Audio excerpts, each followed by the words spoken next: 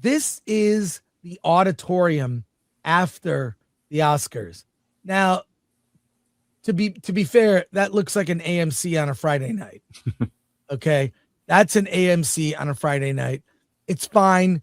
It's fine. But when you hear the lectures and then see, this is Hollywood. This is Hollywood's Walk of Fame, right near where the Oscars take place. That's what you're looking at. Yeah. I mean, I know that area. Fentanyl zombies. You've got the homeless tents. I don't know what's happening there. Drugs. That's right down from the theater, the Dolby Theater. Look at that. Well, I knew it was a bad idea allowing the homeless to be seat fillers. But I mean, this is really unconscionable, and shows the hypocrisy that, you know, we're being lectured about all these popular causes, but our current home isn't fixed. The streets of Hollywood. I mean, I always say, like, when you see the tourists, they look like that scared family at the beginning of 1989 Batman walking through Gotham in fear for their lives. That's what tourists look like in Hollywood. And this is the mess that was left in the theater to be cleaned up by the pores. It did not look like that 20 years ago. I've seen a lot of people try to run point, like, oh, no, I always had homeless people. Yeah, they always had homeless people, but they did not have the fucking sidewalks lined with fentanyl addicts hunched over, or like entire families splayed out like that. Yeah, they had homeless, but it didn't look like they were actually dying. Right. Our homeless were fun back in the day. They wouldn't like stab you, and you could like give them food, and you wouldn't be assaulted, and they weren't everywhere. Yeah. Here's some commentary. I'm going to go through a bunch of these. Stephen Gatos says, "What made Hollywood so great?" You want to great? blow that up? Yeah. Oh, sorry. Okay, yeah, Badger, you read this. Sure. What made Hollywood so great back then, and why people tuned into the Oscars? They still made movies for us. It was a trade-off. You entertain us, and we'll reward you with admiration as long as we get something out of it. What do we get out of it now? The movies are mostly terrible. The celebrities have become irritating and unlikable. Why should anyone waste their time caring about any of it?" Yeah, this is from SashaStone.com, her Substack. It's how the Oscars made everyone hate them. I mean, it's very sad, but check out that essay. We'll put the link in the description, but look at this. More commentary. Something that should have been a home run, the In Memoriam every year. And by the way, the longest In Memoriam ever for an Oscar show. They still got it wrong. And they still, from Robert Meyer Burnett, who may in fact be here, he says, among Bridget Bardot, Robert Carradine, Bud Cort, Richard Chamberlain, and we were talking about, who else did they forget? No, well, I mean, Keeley here. The one I'm ashamed that I didn't think of, just because it just happened, was James Van Der Beek. Yes, James Van Der Beek. I don't know if that's TV, if that matters. He was in movies. He was in movies. He was in movie. Yeah. Varsity Blues, How Dare You, and then Rules of Attraction. That's 2 movies. You know what, though? 2 movies. Okay. You know what? Okay. He was James Van Der Beek was religious. I don't know if that. He gave a very Christian. public message about it. Look, I'm gonna. He's not a movie star. Sorry. Okay. How dare you? Anyways, TV star. They forgot David Keeley, who is his company, and Jeff Keeley, who I worked with at G4 TV, who does the Game Awards. His father, David Keeley, who I had the most amazing conversation with back in, I think it was like 2012, at the AMC at Universal, about the format, how I like IMAX more than 3D. And I mean, their company is like, they push IMAX, shooting in IMAX films. He's the pioneer. Yeah. And people like, I was gonna say Jeff was pretty upset his father wasn't up there. Yeah, he should be.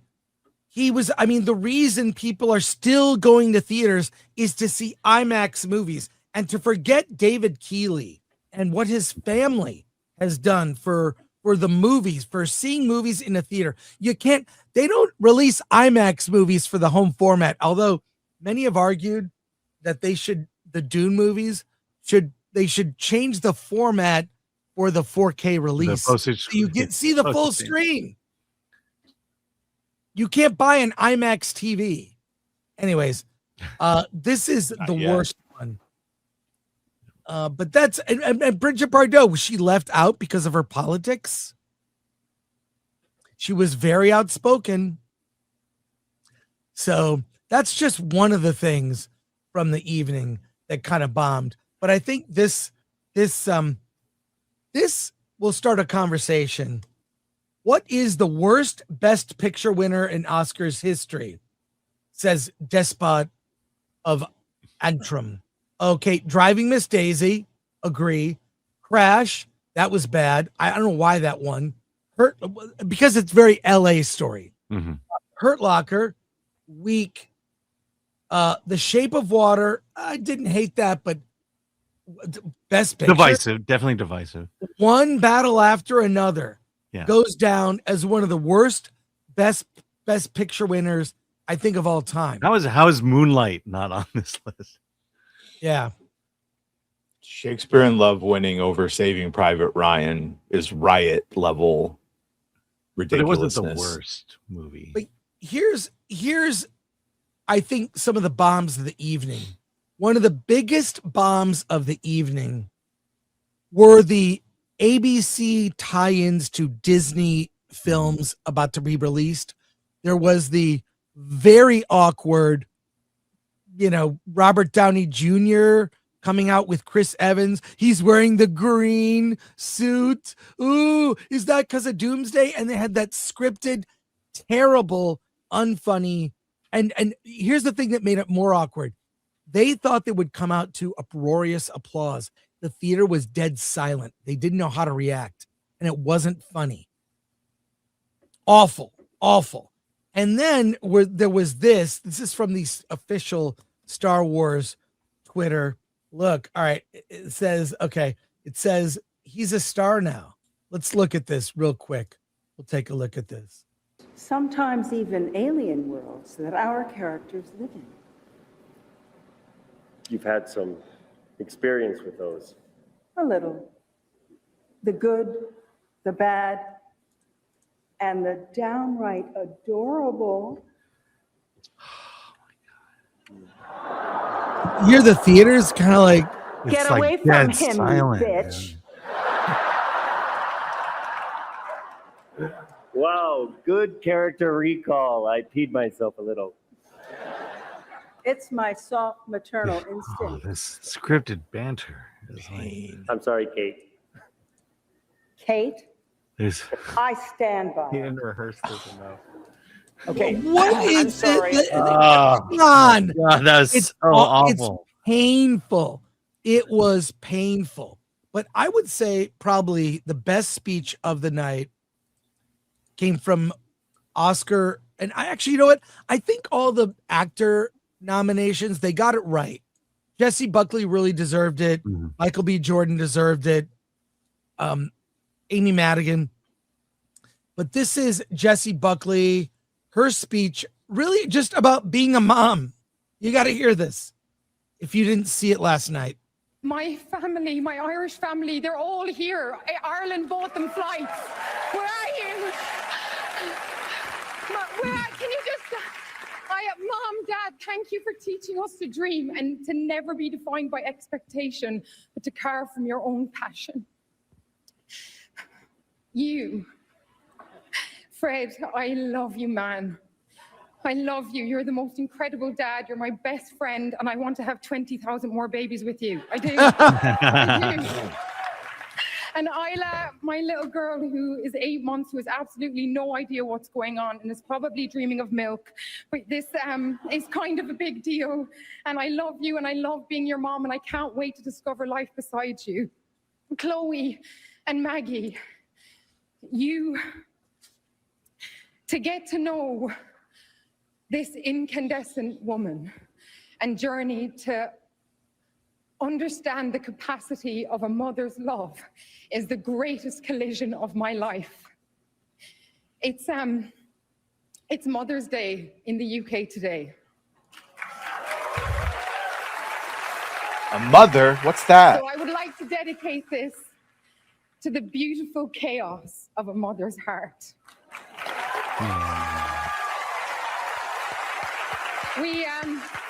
We all come from a lineage of women who continue to create against all odds. Thank you for recognizing me in this role. This is the greatest honor. I can't even believe it. Gurv mila mila mahagut slán. What was that last part? She said something in Welsh or something like that. I don't know. Or Gaelic. I don't know. Yeah. Good timing. In with, Irish, yeah. By the way, I Say came from a long lineage of women. But what is a woman? Like, it's crazy that she even said women in motherhood. Well, this is what I'm saying. It's such a basic speech of gratitude and talks about what's important in life. Yeah. He forgot to say F ice or F Palestine. Free Palestine. Definitely a lot of say that. All the things she didn't say that. It's a very good. Yeah, this is literally what JK gets dragged over the coals because she said, "Yeah, they're called mothers, women."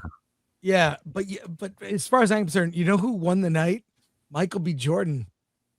Yeah. Going to. Did you see? Yes. Did you see? This is from our friend They all Dante looked happy. James, Verbal Riot. He says. Dante went there too. He staggered it in and out. Celebrates it in and out. Gotta love it. Let's put this full screen.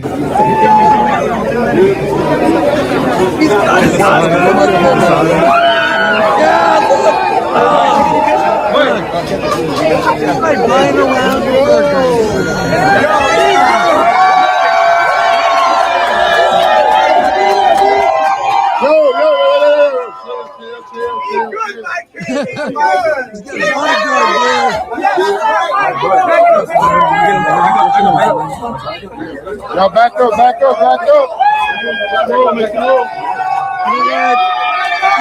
Enthusiasm. Good.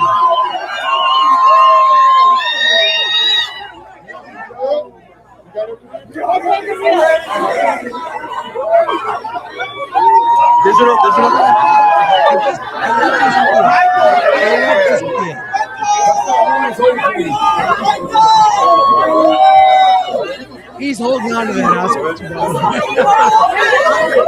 He's got his He's finding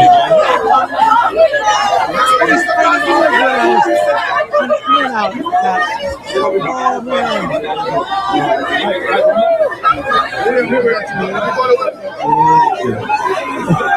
Gracious.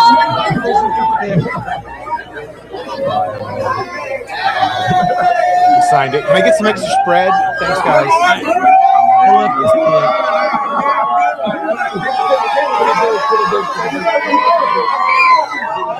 And look at everything. That awesome. In and Out is God tier, by the way. How dare you, Crease, say it's trash? God tier food. Who says that? Someone who loves DCU and Gunn. He's showing love for fans. He's appreciative. And I don't know. I feel like that's by example. I think, and even Amy Madigan's speech too. We didn't show that, but that was also a good speech. Any comments on this, guys? I've got more stuff to share with you. No, I think I like Michael B. Jordan. And you mentioned it, the gratitude. I think the whole Sinners crew understands gratitude. They I know people didn't like the movie. I happen to really like that movie. And we talked to Ryan Coogler about the idea that he made the movie for fans. It was meant for people who were going to spend $100, hire babysitters. That's the kind of movie he wanted to. That's the audience he wanted to make his movie for. Unlike the one that won for Best Picture, which is just for weak progressives who. Yeah, I like Michael. Here's some other. I enjoyed Sinners too. I think Sinners is. We had really bad movies for a really long time, and then all of a sudden we started getting just competent movies that were written well and acted well. And I think maybe we shot well, shot all the things, done well. But yeah, maybe not the best thing fucking ever, but it was good. It was good. Yeah. And we There just need was to some keep doing other that. sweet stories from the night. Look at this. This is Jacob Elordi. Jacob Elordi's mom, Melissa, looks so proud of him as He walked got robbed, though. the red carpet. The actor, he's 28 years old, promised her at 15 he would take her to the ceremony when he got his first nomination, making a 13-year-old dream come true. Look at that. Wow. Well, she looks very young. So there you go. Mom, but very easily could have been a different thing. Yeah, good for her. Yeah. Yeah, exactly. I mean, if people had actually seen Frankenstein. Yeah. And then Jeff Goldblum, who I know we all love, brought his lovely wife. Let's see this. Get the fuck out of here. This is And real? Jeff, together those smiles, guys, right here. And Jeff, Mr. Goldblum. So this is He Jeff wasn't- Goldblum and his wife. She seems a bit younger than he is. She wasn't dressed that way at the CCAs. That's And one more time, guys, right here, those smiles. Yeah, so she's yeah. Mhm. Oh, not all heroes wear capes. That's all I have All right. to say. That's all I have to say on that. Do you have Kevin O'Leary? And you got this is something Alan And Jeff, together those smiles, guys, right here. Alan kept wanting me to show this. This And Jeff, was Mr. Goldblum, right here, sir.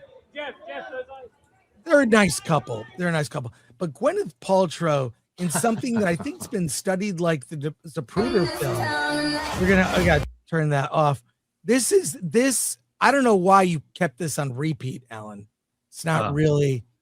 You don't know something- why? As a fan of Shakespeare in Love? Well, yeah. I'm struggling to see where the wardrobe malfunction is. Shakespeare in Love. Also, another movie, a worst Best Picture winner, in my opinion. But let's go by the numbers. Okay. Sinners had the most nominations. How many wins? Let me set it up this way. Yeah, please. I want to There hear were this. only 4 movies that won more than one award. Sinners had the most nominations, winning 4 of the 16. Okay. One Battle After Another, nominated for 13, winning 6. Frankenstein won the technical awards with 3 wins. And then the only other movie to win more than one was K-pop Demon Hunters for animated and best song. And let's talk about the losers. Timothy Chalamet, how to lose an Oscar in 10 days. He really pushed hard for this. He pushed hard. Mhm. Now, I actually don't have a problem with exactly what he said. He wasn't disparaging like opera and ballet necessarily. He was simply pointing out it doesn't have as large a cultural impact. He was saying the reality of The reality. the state It of- doesn't, people don't go, movies are a populist medium, right? Was that his In the direct quote that no one gives a shit about movie or No, ballets? that he or doesn't want to be in a opera? position to constantly be trying to save it like ballet and opera, because Okay. that's where movies are headed nowadays. That we are trying to we are actively now trying to save the theatrical experience. Yeah. Yeah. It is in the same what is happening to film in terms of the theatrical experience. One of the best jokes of the night was Conan ripping on Ten Sarandos, like being in a theater and mocking him in front of And everyone. that went on for a second. yeah, That uncomfortable. was just a quick good. side note. Yeah. Yeah. But I'm, we're in danger of the movie theater experience Mhm. becoming like opera or ballet, where it's a What's gonna very happen? limited We're just delaying market. it. Yeah, true. We're just delaying it. Yeah. What other numbers, like- Alan, do you have? Oh, I'm sorry. I was just gonna say, much like opera and Okay. ballet, it's like, why would we go out and see it? Why would we go out and see it? The only reason we're going to theaters now is for event films, and when those go away, no one's gonna be going to theater.